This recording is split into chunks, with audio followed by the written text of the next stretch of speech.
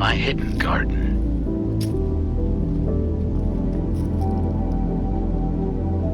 Just doing a bit of cleaning up. I've put a few things here like green onion, bell pepper, as well as dragon fruit. This right here is what the bell pepper looks like so far.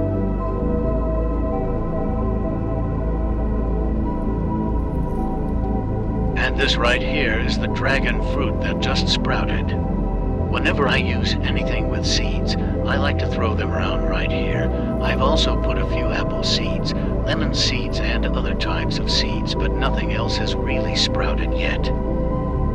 I believe everybody should be doing this while let big corporations and the government tell you what to do when it's for you guys and your children.